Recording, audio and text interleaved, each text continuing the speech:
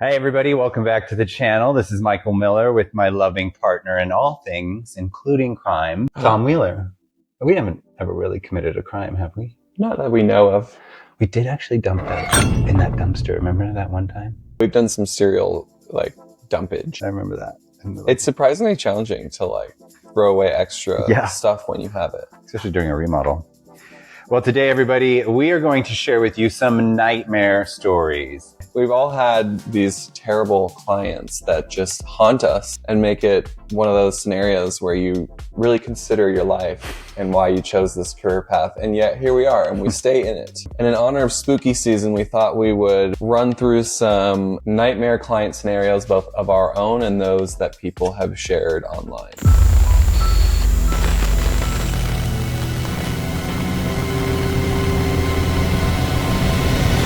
This story came to us from a real estate agent in North Carolina. He said a buyer had been pre-approved for a mortgage and was ready to close on their new home.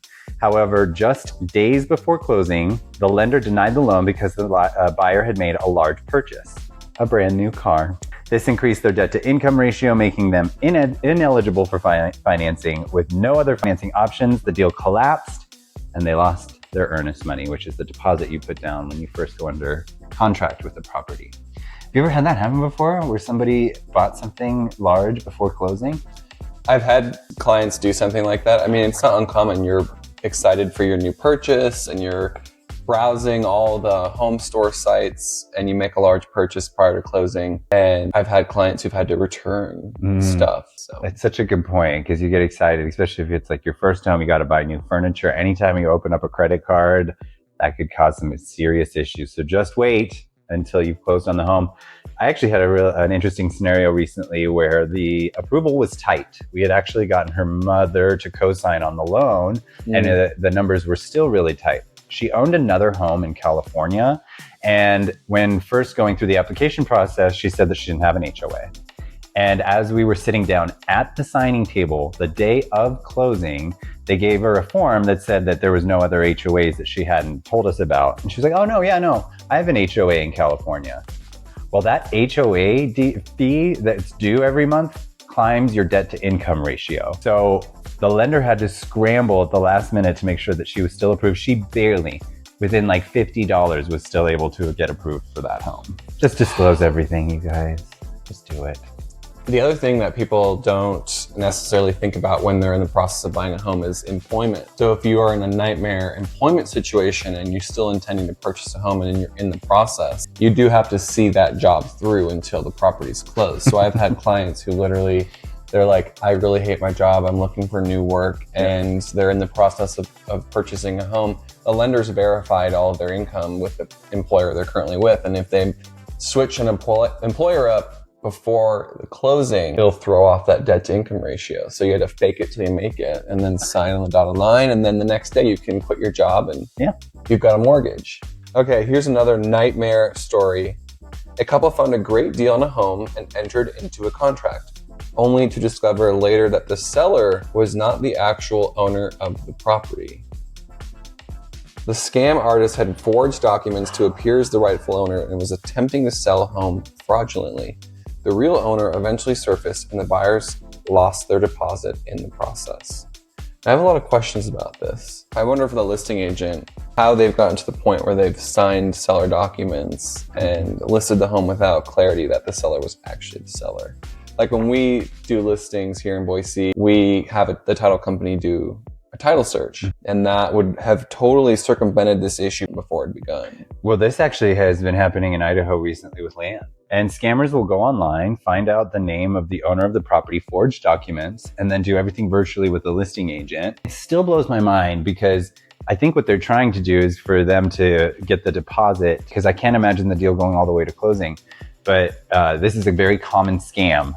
And in fact, scammers are more popular now than ever. Don't you feel like? They're so talented because they have so much free time. Talk to me about fraudulent people and nightmare clients. I've had one, and if you've seen previous episodes, I think I have the same nightmare client that comes to mind, and you know who you are if you're still following us, which you probably are. Don't mention names. He's named after a toilet, actually. It's like a brand, so that's your hint. Or a little dog in a famous movie. Oh, and a true ankle biter that he is. But how about you share this one online, because I think they have a lot of similarities. Okay, so this agent submitted, and she said, I fired a very wealthy Belgian because he wouldn't stop making misogynistic jokes and sending me screenshots of vacant land or random addresses that aren't for sale, and asking me to find out the owners and offer them way less than market value for their homes. I put up with this for 8 months before she fired him. Just not a real client, really.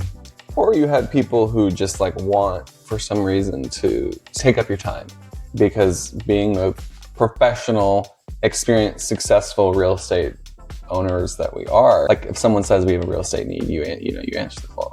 Well, and so this particular client that you want to share about, they were part of our community. They're part of the Alphabet family. Mm-hmm. They had already been working with another agent and fired that agent. And we're offering to offer like more of a commission if you would take on some things, right? Yeah, like they were willing to pay more of a commission knowing that they were a nightmare, which I guess should have been the red flag to begin with. Yeah. And they had worked with previous sellers or sellers agents before, and were the type of client that just made unreasonable requests. And we had procured a offer within like a realistic term, and the seller it just wasn't good enough for them. And they just rang me through it until I finally got to the point where I was like, you know what? There's no commission that's worth working for someone that is just ungrateful and unrealistic.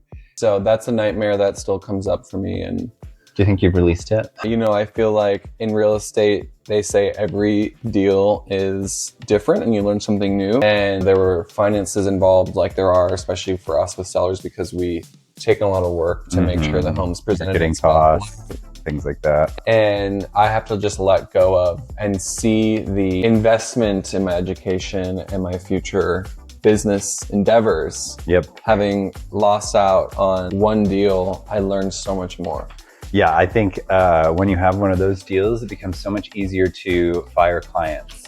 So in 2026, let's fire more clients and work with people who want to work with us. I actually had a really interesting client. Remember, he was a really jovial human being, actually really wonderful to spend time with, but probably one of the cheapest humans I have ever encountered. And every time we would find a house, they would offer $100,000 and $200,000 low. His price point was around $1 million. But I would submit offers and as you always have to, just advocate for your client. But I was so embarrassed to call the listing agent to submit this offer. But you have to, that's part of the job. And eventually I actually got him under contract for a house on a deal that we went back and forth on counter offers. And we went in through the inspection. He showed up with 20 people to the inspection. And he decided, I'm gonna go ahead and terminate because there were screws in the roof that he didn't like.